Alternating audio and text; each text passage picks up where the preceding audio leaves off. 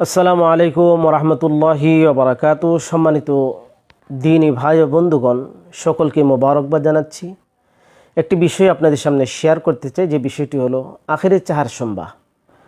আখিরে চাহার সম্বা অর্থ কী, এর তাৎপর্য কী, ইসলামী শরীয়তের দিক নির্দেশনা কী, এ ব্যাপারটি অনেকেই জানেন, আবার অধিকাংশ মানুষই এই বিষয়টি জানেন না।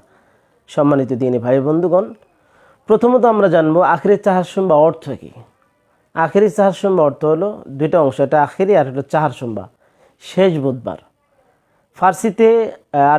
ফার্সিতে 7 দিনের নাম হলো সোমবার অর্থ শনিবার, এক সোমবার রবিবার, দুই সোমবার সোমবার, শেষ সোমবার মঙ্গলবার, আর চাহার সম্বা হলো বুধবার।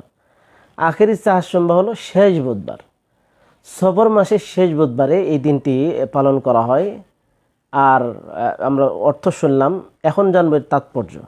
সম্মানিত দিনী ভাই বন্ধুগণ, এই দিনটিকে অনেক বিভিন্ন চটি বই, অনেক মানুষের লেখা এমন বই পাওয়া যায় যে বইতে এই দিনকে কেন্দ্র করে অনুষ্ঠান বা সিন্নি বা বিভিন্ন ধরনের উৎসব পালন করা হয়, সিন্নির আয়োজন করা হয়, এর তাৎপর্য বর্ণনা করা হয় বিভিন্ন বইগুলোতে। যে নবী সাল্লাল্লাহু আলাইহি সাল্লাম যেহেতু মৃত্যুর পূর্বে রবিউল আউয়াল মাসে তিনি মৃত্যুবরণ করেন, দুনিয়া থেকে চলে যান, আর তিনি যেহেতু পৃথিবীতে তিনি মৃত্যুর আগে যে অসুস্থতা অনুভব করেছিলেন, তিনি অসুস্থ হয়েছিলেন, এই বুধবারে সফর মাসের শেষ বুধবারে তিনি কিছুটা সুস্থতা অনুভব করেন এবং তিনি গোসল করেন।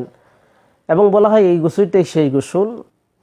এবং এই দিনকে কেন্দ্র করে যেহেতু নবী সাল্লাল্লাহু আলাইহি সাল্লাম তিনি সুস্থতা অনুভব করেছিলেন, গোসল করেছিলেন, এই জন্য অনেক মানুষই লিখিত বিভিন্ন বই পুস্তক পাওয়া যায় যেখানে এভাবে লেখা হয় যে এই দিন গোসল করে নবীজির জন্য দোয়া করা, সিন্নির আয়োজন করা, বিভিন্ন ধরনের উৎসব অনুষ্ঠান করে এই দিনকে উৎসব হিসেবে পালন করা। প্রিয় দিনী ভাই ও বন্ধুগণ, আদৌ ইসলামী শরীয়তের সাথে কোনো সম্পর্ক নেই। প্রিয় নবী সাল্লাল্লাহু আলাইহি সাল্লাম তিনি মৃত্যুর পূর্বে বা দুনিয়া থেকে তিনি বিদায়ের পূর্বে অসুস্থ হয়েছিলেন, কিন্তু এই যে সফরের শেষ বুধবারে তিনি যে সুস্থতা অনুভব করেছিলেন, এরপরে সাহাবায়ে কেরাম এই দিনকে কোনো কিছু এরকমভাবে পালন করেছে, এরকম পাওয়া যায় না।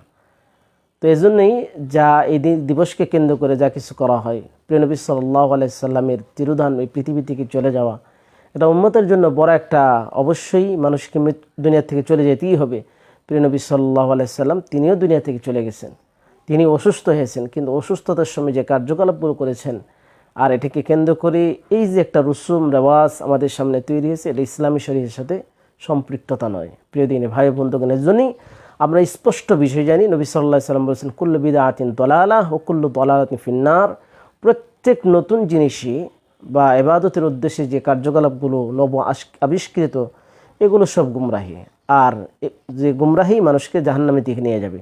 প্রিয় দিনী ভাই বন্ধুগণ, এর জন্যই আমরা স্পষ্ট করে বলতে পারি আখিরি চাহার সম্বা শেষ বুধবারকে উপলক্ষ করে প্রিয় নবী সাল্লাল্লাহু আলাইহি সাল্লামকে তার এই যে সুস্থতা অনুভব করেছেন, গোসল করেছেন, যে নতুন করে সুন্দর করে গোসল করা, আবার সিন্নির আয়োজন করে প্রিয় নবী সাল্লাল্লাহু আলাইহি সাল্লামের জন্য এরকম যে ব্যবস্থাপনা উৎসবের আয়োজন করে, এটা কোনো ইসলামী শরীয়তের সম্পৃক্ততা নয়। তাহলে আমরা জানি আখেরি চাহার সম্বা নামে ইসলামী শরীয়তে কোনো ধরনের এরকম ধরনের কোনো উৎসব নেই। প্রিয় দিনী ভাই বন্ধুগণ, নবী সাল্লাল্লাহু আলাইহি সাল্লাম